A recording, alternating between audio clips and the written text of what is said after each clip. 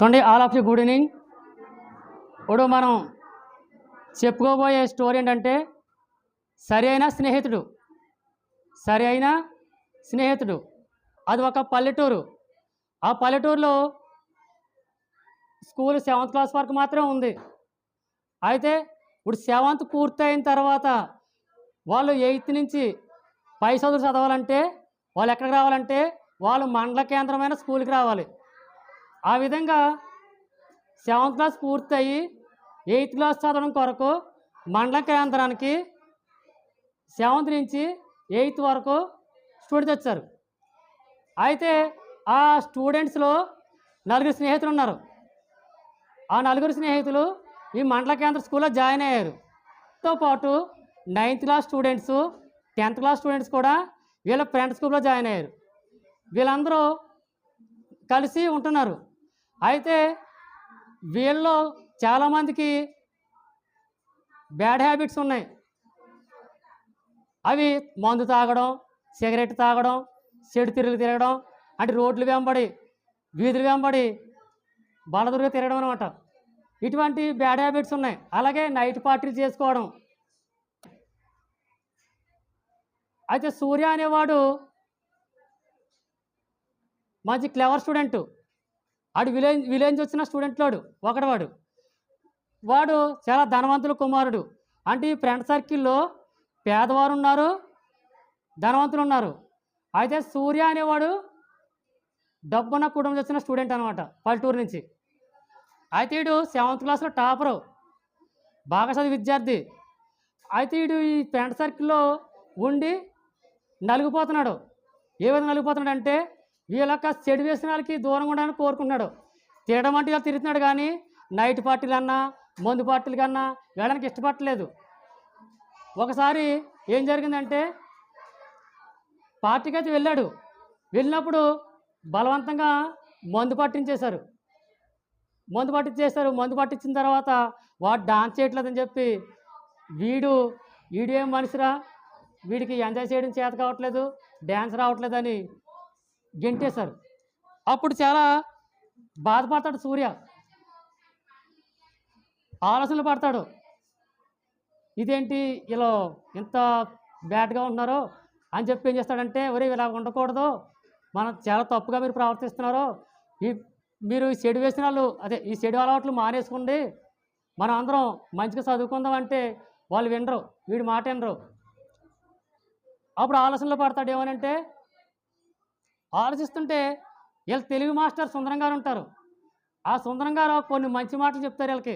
మీరు 7th నుంచి 8th వెళ్తున్నారు, మీరు పెద్దవారు అవుతున్నారు, మీరు ఇంకా బాగా చదువుకోవాలి, మీరు బాగా చదువుకుని మీరు మంచి ఉద్యోగాలు చేయాలి, అలా మీరు తల్లిదండ్రుల్ని సుఖపెట్టాలి, చెడు స్నేహాలు చేయకూడదు, మీరు స్నేహం చేసేటప్పుడే ముందుగా ఎంచుకోవాలి, వాళ్ళు మంచివారా చెడ్డవారని ఎంచుకోవాలి, చెడ్డవారైతే వాళ్ళు విడిచిపెట్టేయాలి. ఇటువంటి చెప్తూ ఉంటారు ఆయన. ఎవరో సుందరం గారు, మీరు అందరూ ఐకమత్యంగా ఉండాలి, బాగా చదువుకోవాలి, ఐకమత్యంగా ఉండాలి, కలిసిమెలిసి ఉండాలని చెప్తారు ఆయన. అలాగే మీ తల్లిదండ్రులు మీకోసం ఆహార్నిశలు కష్టపడుతున్నారు, వాళ్ళ యొక్క కష్టాన్ని మీరు గుర్తించి బాగా చదువుకోమని చెప్తారు. ఈ మాటలన్నీ గుర్తుకొస్తాయి. ఇంకా చెప్తారు ఆయన, మీరు ఎవరితోనూ గొడవ పడకుండా మీరు మంచిగా ఉండాలని కూడా చెప్తారు. అయితే ఈ మాటలన్నీ కూడా సూర్య వాళ్ళు చెప్తాడు మంచిగా ఉందామని, వాళ్ళు వినరు. అప్పుడు సూర్య ఏం చేస్తాడంటే వీళ్ళకి దూరంగా ఉండాలని డిసైడ్ అయినాడు. సూర్యని వాళ్ళందరూ అటు వెళ్దాం ఇటు వెళ్దాం రమ్మంటున్నప్పుడు ఏదో ఒక తప్పించుకుంటాడు. నాకు ఇంట్లో పని చెప్పారనో లేదా ఏదో పని ఉందనో తప్పించుకున్నాడు. ఏం చేస్తారంటే సూర్య ఫ్రెండ్స్ అంతా హేళన చేస్తారు, వీడికి ఎంజాయ్ చేయడం రావట్లేదు, మళ్ళీ హేళన చేస్తూ ఉంటారు, వీడికి ఏమి తెలియట్లేదు అని. వీడు ఏమంటారంటే వీడు తెలుగు తక్కువవాడు, వీడు అబ్బాయి కాదు, వీడికి ఎంజాయ్ చేయడం రాదని చెప్తున్నాడు. వాళ్ళ భాషలో తిడుతున్నప్పుడు సూర్య ఏం బాధపడ్డాడు. ఏం చేస్తాడంటే జాలి పడతాడు, వీళ్ళు బంగారు పరిస్థితులు పాడు చేసుకుంటున్నారు, వీళ్ళు ఎంత చెప్పినా వింటలేదు అని చెప్పి మనసులో అనుకుంటాడు. ఇంకా వాళ్ళకి చెప్పడం మౌనంగా ఉంటే మంచిదని చెప్పి వాళ్ళకి చెప్పడం మానేస్తాడు. చెప్పడం మానేసి వాళ్ళు పూర్తిగా దూరం అవ్వాలనుకుంటాడు. పూర్తిగా ఇంకా వాళ్ళతో స్నేహం చేయకూడదని డిసైడ్ అవుతాడు. అయితే ఒత్తిడికి గురవుతాడు. ఈ ఒత్తిడి వల్ల సూర్యకి మరి సెవెంత్‌లో టాపరే కదా తను. ఎయిత్ క్లాస్‌లో మార్కులు తగ్గుతున్నాయి. ఎయిత్ క్లాస్‌లో మార్కులు తగ్గుతున్నాయి.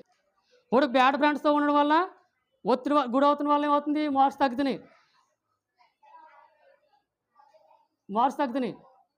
చాలా బాధపడతాడు.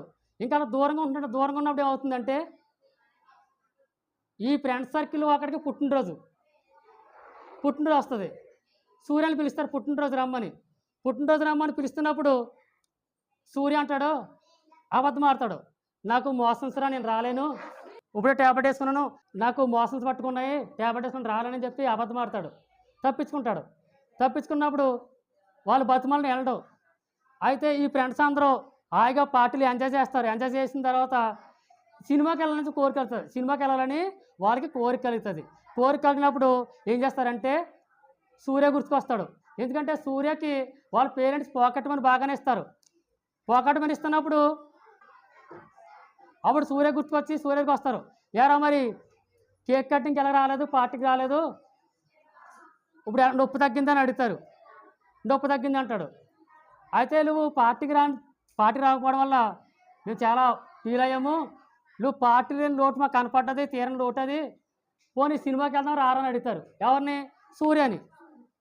సినిమాకి వెళ్దామంటే సినిమాకి రారని చెప్తారు. వాళ్ళు బతిమాలుతారు. సినిమాకి కదా రమ్మని చెప్తే సినిమాకి వెళ్తాడు. వాళ్ళతో పాటు సినిమాకి వెళ్తాడు.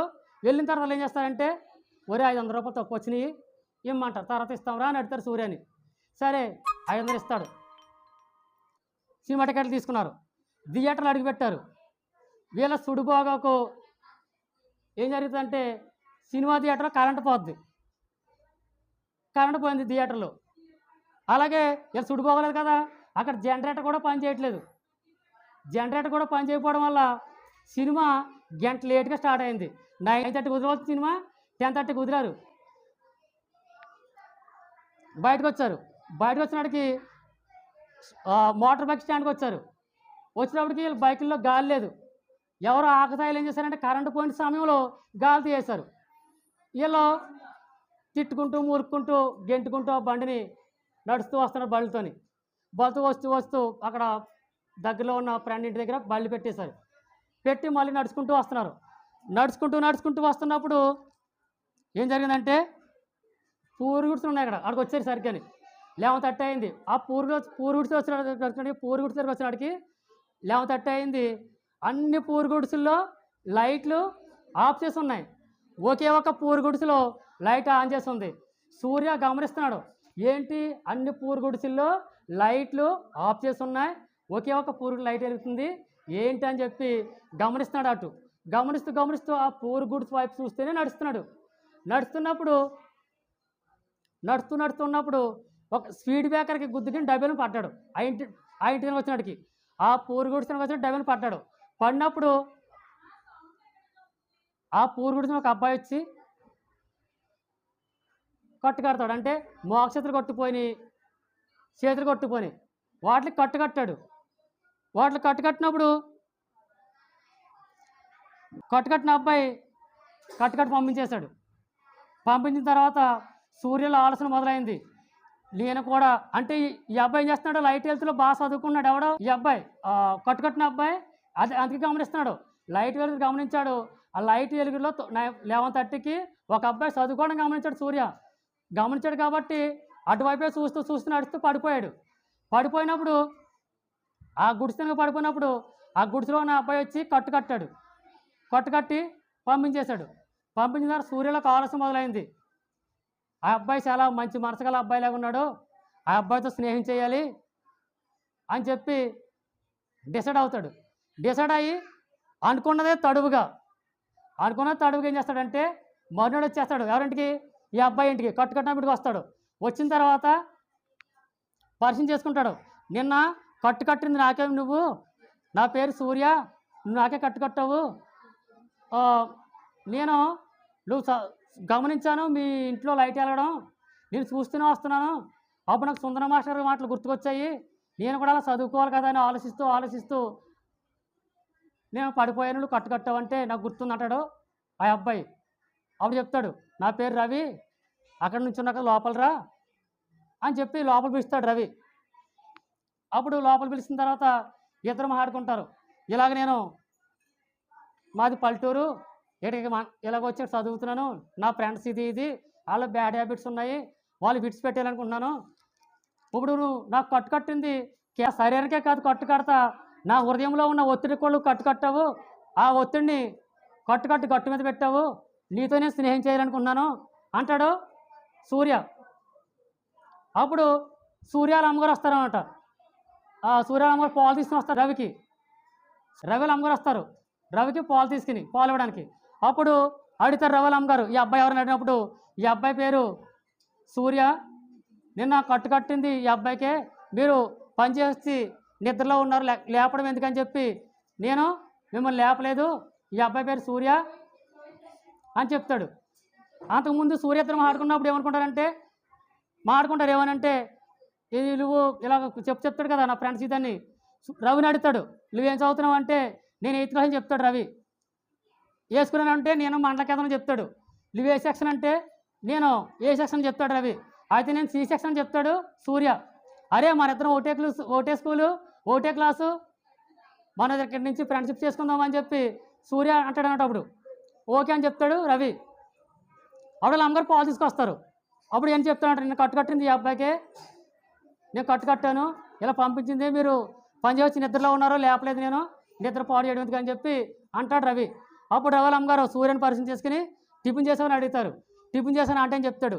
అయితే నీకు పాలు తీసుకొస్తానని చెప్పి సూర్యకు కూడా పాలు తీసుకొస్తుంది రవి అమ్మగారు. పాలు తీసుకొచ్చినప్పుడు నుంచి స్నేహంగా ఉంటారు. ఇప్పుడు సూర్య చేస్తాడంటే, సూర్య డబ్బున కుటుంబం చెప్పాను కదా, సూర్య వాళ్ళకి వ్యాపారాలు ఉన్నాయి, వ్యాపార కుటుంబం. ఇప్పుడు డాడీకి పలుకుబడి ఉంది. ఈ పలుకుబడి ఉపయోగించి ఏం చేస్తాడంటే సూర్య సి సెక్షన్ నుంచి ఏ సెక్షన్కి మారిపోతాడు స్నేహాన్ని బట్టి.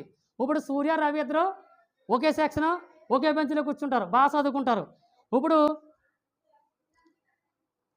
సూర్య ఎప్పుడు ఏం చేస్తాడంటే ఫస్ట్ స్నేహితులకి పూర్తిగా దూరంగా ఉంటాడు.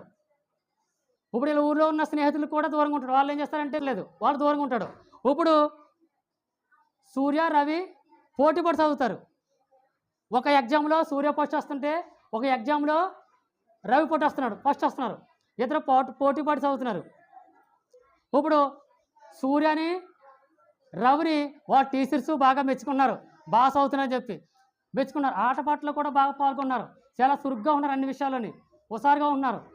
అప్పుడు టీచర్స్కి చాలా హ్యాపీగా ఫీల్ అవుతున్నారు. హెచ్ఎం గారు కూడా మెచ్చుకున్నారు వీళ్ళని, అంత బాగా చదువుతున్నారు అన్నమాట.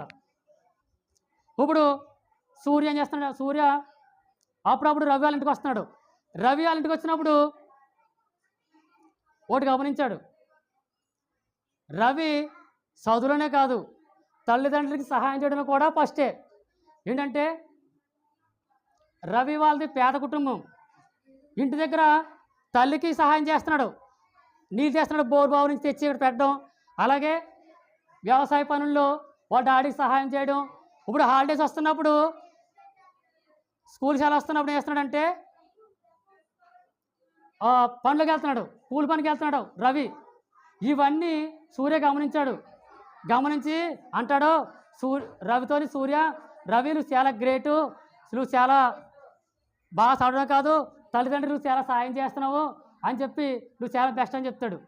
అప్పుడు అంటాడు రవి అంటాడు సూర్యతోని, సూర్య మాది పేద కుటుంబం, మా తల్లిదండ్రులు నా కోసం ఆహారనిశలు కష్టపడుతున్నారు, వాళ్ళు సరైన బట్ట కట్టుకోవట్లేదు, సరైన ఆహారం తీసుకోవట్లేదు, నేను చాలా మంచి ఉద్యోగం చేయాలి అంటే పెద్ద ఉద్యోగం చేయాలి, నేను పెద్ద ఉద్యోగం చేసి నా తల్లిదండ్రుల్ని నేను సుఖపెట్టాలి, వాళ్ళు మంచి ఆహారం తీసుకోవాలి, వాళ్ళు మంచి బట్ట కట్టుకోవాలి, అది నాకు గోలు, నేను వాళ్ళు సుఖపెట్టాలి, వాళ్ళకి మంచి గృహం కట్టించాలి అంటాడు.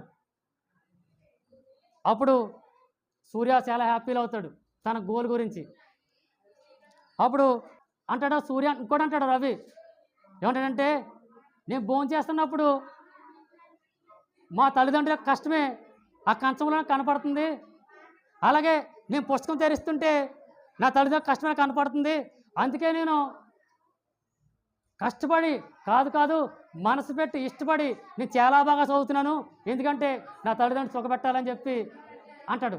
అప్పుడు సూర్య కూడా చాలా ఫీల్ అవుతాడు. ఇప్పుడు సూర్య తల్లిదండ్రులు ఏం చేస్తారంటే బుక్స్ కొంటారు. ఎవరికి? సూర్యకి. ఏం చేస్తారంటే వాళ్ళ తల్లిదండ్రులు వాళ్ళ నాన్నగారు బుక్స్ కొంటాడు ఒక సెట్టు. బుక్ చేస్తాడంటే ఇప్పుడు మరి పేదవాళ్ళు కదా ఎవరో రవి వాళ్ళు. సూర్య చేస్తాడంటే సూర్య పాకెట్ మనీ నుంచి రవికి కూడా బుక్స్ సెట్ కొంటాడు. అప్పుడు రవి తీసుకొచ్చిస్తాడు. ఏమనంటే రవి చదువుకోమంటాడు. రవి ఒప్పుకోడు. రవి ఇవి నీకోసం కొన్నాయి కాదు, ఆల్రెడీ మా తల్లిదండ్రులు చెట్టు కొనేసారు. చెట్టు మళ్ళీ తిరిగి ఇవ్వడం ఎందుకు, నీ దగ్గర ఉంచు, నువ్వు చదువుకో, నాకు ఎప్పుడైనా కావాల్సి నేను అడుగుతానని చెప్పి ఇలా వంక పెట్టి మళ్ళీ తీసుకోవడం చెప్పి తన దగ్గర ఉంచుతాడు. అప్పుడు ఆ బుక్స్ రవి కూడా ఉపయోగించుకుంటాడంట. అంటే రవికి అల్పిన ఉద్దేశంతో ఆ విధంగా అంటాడనమాట సూర్య. రవి ఇద్దరు చదువుకుంటారు. అప్పుడు అలాగే రవి పుట్టినరోజు వస్తుంది. రవి పుట్టినరోజు వస్తున్నప్పుడు రవికి పుట్టినరోజు తెలుసుకుని సూర్య వేస్తాడంటే పుట్టినరోజు కేక్ కూడా కొంటాడు. కొని ఇంటికి తెస్తాడు. సూర్య తెస్తాడు ఇంటికి. అటు ఎవడంటాడు నాకు అలవాటు ఎప్పుడు పుట్టినరోజు చేసుకోలేదు సూర్య, నాకు పుట్టినరోజు కేక్ వద్దు అంటాడు. అని బతిమాలుతాడు. నేను ఫ్రెండ్స్ సర్కిల్ ఫ్రెండ్షిప్ బట్టి తెచ్చాను, సూర్య ఒక్కరో ఈ సంవత్సరానికి కాదనుకో తెచ్చాను కదా అని చెప్పి కేక్ కట్ చేస్తాడు, పుట్టినరోజు పార్టీ చేస్తాడు. ఈ విధంగా వాళ్ళ యొక్క స్నేహం 3 పువ్వులు 6 కాయల్లాగా వర్ధిల్లుతుంది. ఇప్పుడు వీళ్ళ స్నేహంగా ఉండి చూసి ముందున్న స్నేహితులు అంటే మాజీ స్నేహితులు ఏం చేస్తారంటే ముందున్న స్నేహితులు వీళ్ళ సూర్య యొక్క తల్లిదండ్రులకి సాడీలు చెప్తారు. మీ యొక్క సూర్య డబ్బంతా పాడు చేస్తున్నాడు, వాళ్ళకి పుట్టినరోజు పార్టీలు చేస్తున్నాడు, డబ్బంతా దుబారా ఖర్చు పెట్టేస్తున్నాడు అని చెప్పి ఎక్కించేస్తారు. వెళ్ళి సాడీలు చెప్తారు. అప్పుడు సూర్య తల్లిదండ్రులు సూర్యని తిడతారు, డబ్బంతులు ఎందుకు పాడు చేస్తున్నావు అని చెప్పి. అప్పుడు సూర్య బాధపడతాడు. ఒకప్పుడు నేను చెడుగా తిరిగాను, చెడుగా వ్యవహరించాను, చెడ్డ స్నేహితులు తిరిగాను, అప్పుడు మా తల్లిదండ్రులకు తెలియలేదు, అప్పుడు నాకు ఇటువంటి ఇబ్బంది రాలేదు. ఇప్పుడు నేను మంచిగా ఉండడం వల్ల నాకు మంచిగా మొట్టుకాయలు వస్తున్నాయి అని చెప్పి బాధపడతాడు. మరి తిడుతున్నారు కదా, బాధపడతాడు. అయినా స్నేహమే మాండవు. తను రవితో స్నేహం కొనసాగిస్తాడు. మంచి స్నేహమే కదా, కొనసాగిస్తాడు. అలాగే సూర్య తల్లిదండ్రులు చేస్తారంటే సూర్యుల నాన్నగారు స్కూల్కి వచ్చి అడుగుతారు. ఏమని? సూర్య గురించి ఎంక్వైరీ చేస్తారు, వాకప్ చేస్తారు. మా అబ్బాయి ఎలా చదువుతాడు ఏంటి, ఇప్పుడు వచ్చి అడుగుతారంట. ముందు అడగరు. ఇలాగ మరి తెలిసింది తను బ్యాట్గా ఉన్నాడని చెప్పి ఏంటని అడిగితే అప్పుడు హెచ్ఎం గారు చెప్తారు, టీచర్లు చెప్తారు, లేదు మీ అబ్బాయి ముందే సెడిగా ఉండేవాడు, ఆ సెడి స్నేహాలు తిరిగేవాడు, ఇప్పుడు చాలా రవి నాకు అబ్బాయి స్నేహం ఉండడం వల్ల మీ అబ్బాయి యొక్క తీరంతా మారిపోయింది, తన ప్రవర్తన తీరు మారింది, ఇప్పుడు చాలా మంచిగా ఉన్నాడు.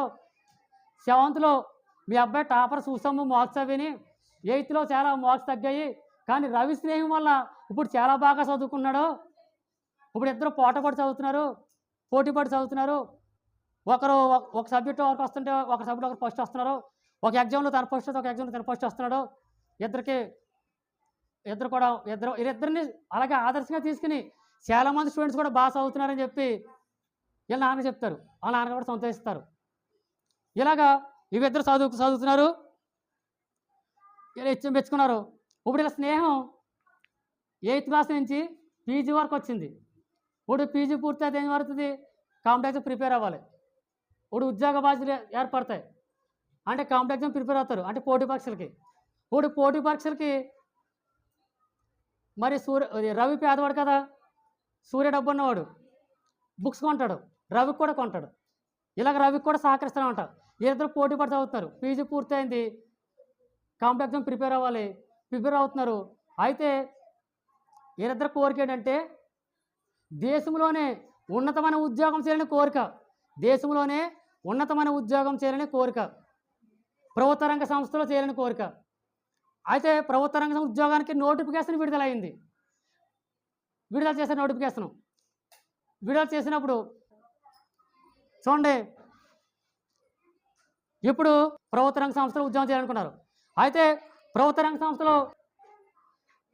సంస్థలో ఉద్యోగాల వరకు ప్రభుత్వ నోటిఫికేషన్ విడుదల చేసింది. ఈ పోస్టులో అతిపెద్ద పోస్ట్ కూడా ఉంది. పెద్ద పోస్ట్ ఉంది ఈ పోస్టులోని. ఈ పోస్ట్కి ఇద్దరు అప్లై చేశారు. అదేనా ఈ పెద్ద పోస్ట్కి సూర్య, రవి అప్లై చేశారు. పోటీపడి చదివారు.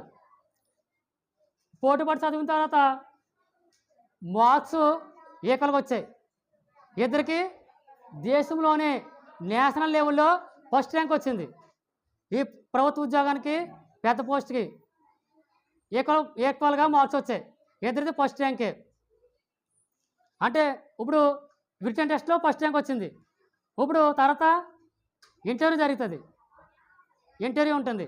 ఇప్పుడు ఇంటర్వ్యూకి ఇద్దరు ఢిల్లీ వచ్చారు.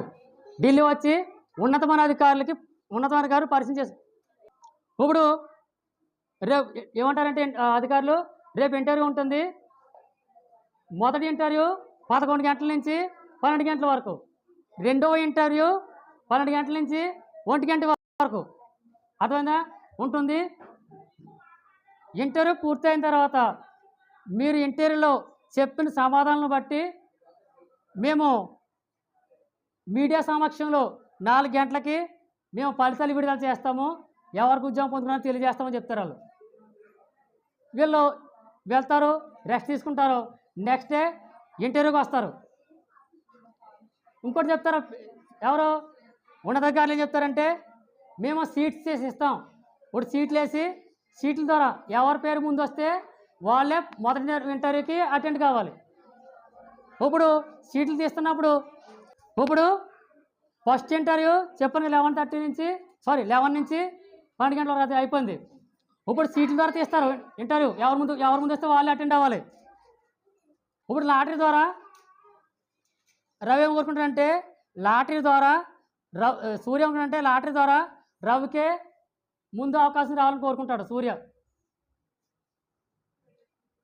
సూర్య అనుకున్నట్టుగానే రవికి మొదటి ఇంటర్వ్యూ సమయం వచ్చింది, అవకాశం వచ్చింది. రవి ఇంటర్వ్యూకి వెళ్ళాడు.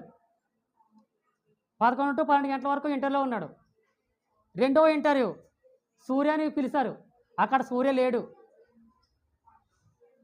మొత్తం పిలిచారు లేడు.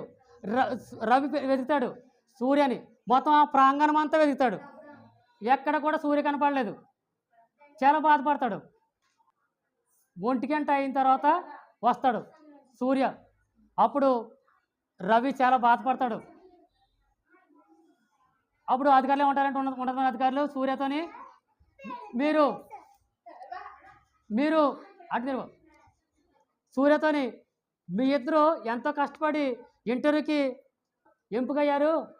మరి నువ్వు మంచి అవకాశాన్ని కోల్పోయావు సూర్య. ఇంటర్వ్యూకి అటెండ్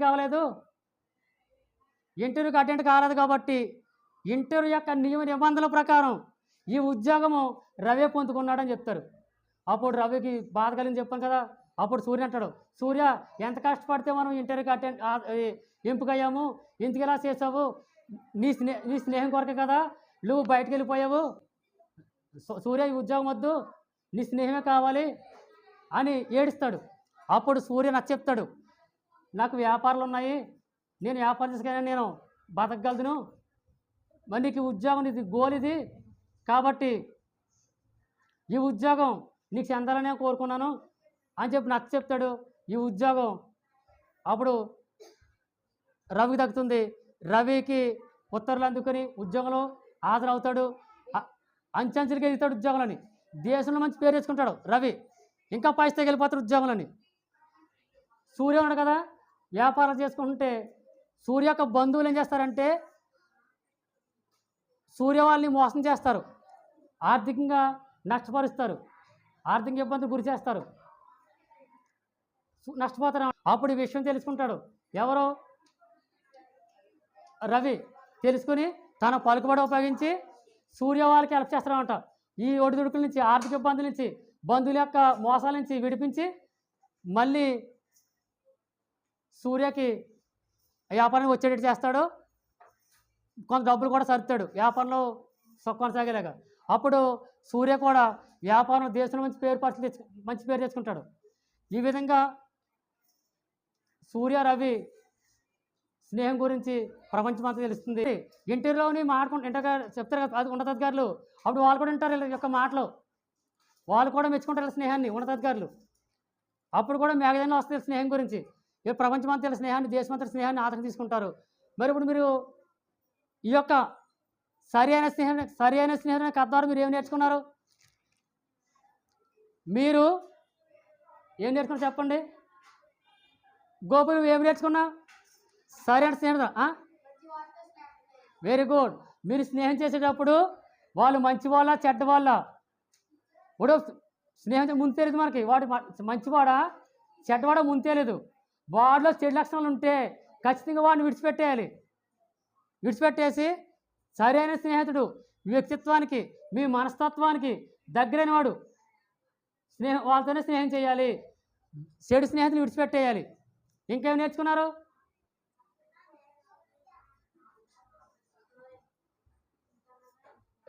చెప్పాలి. ఇప్పుడు రక్త సంబంధులు ఉంటారా, బంధువులు ఉంటారు, వాళ్ళు ఏం చేస్తారు? వాళ్ళు మనకి పుట్టుకతో వస్తారు. అర్థమైందా? రక్త సంబంధులు బంధువులు పుట్టుకతో వస్తారు. వాళ్ళు ఎంపు చేసిన అవసరం లేదు. స్నేహితులకు కాదు, పుట్టుకతో స్నేహితులు రారు. మనం సృష్టించుకోవాలంటే మంచి వాళ్ళని మనం చూసుకోవాలి. కంచంలో తల్లి గుర్తుకు రావాలి, వాళ్ళ కష్టం గుర్తుకు రావాలి. మీరు బాగా చదవాలి. మీరు ట్యూషన్కి వస్తున్నారు, స్కూల్స్కి వెళ్తున్నారు, మీరు మీ తల్లిదండ్రులు దృష్టి పెట్టి చదవాలి. కాలక్షేపం కోసం స్కూల్కి వెళ్ళకండి, కాలక్షేపం కొరకు మీరు ట్యూషన్ రాకండి. అర్థమైందా? బాగా చదువుకోవాలి, జీవితంలో బాగా సెటిల్ అవ్వాలి, మంచి ఉద్యోగం రావాలి. మీ తల్లిదండ్రులు కోరుకునేది అదే. మీరు బాగా చదువుకుంటే మీ తల్లిదండ్రులు సంతోషం, మీరు చెడుగా ఉంటే తల్లిదండ్రులు దుఃఖం. అర్థమైందా? మీరు బాగా చదువుకుంటే తల్లిదండ్రులు మెచ్చుకుంటారు, మంచి స్నేహితులు అయితే మెచ్చుకుంటాడు, స్నేహితులు అయితే ఈర్చిపడతారు. అది వేరే ఉంటుంది. అర్థమైందా? సరే. అలాగే మీ టీచర్ చెప్పిన మాటలు కూడా మదిలో పెట్టుకోవాలి. మంచి చెప్తారా, మంచి మాటలన్నీ మీ హృదయంలో ఉండాలి. మీకు ఇప్పుడు ఏంటంటే ఎక్కువయ్యి మంచి మాటలు ఎక్కవు, చెడు మాటలు ఎక్కుతాయి. అర్థమైందా? కానీ మంచి మాటలే ఎక్కాలి, ఎక్కితేనే మీరు ఎదుగుతారు. మంచి మాటలు ఎక్కితే ఎదుగుతారు, చెడు మాటలు ఎక్కితే కింద దిగిపోతారు. అది గుర్తుంచుకోండి. ఓకేనా?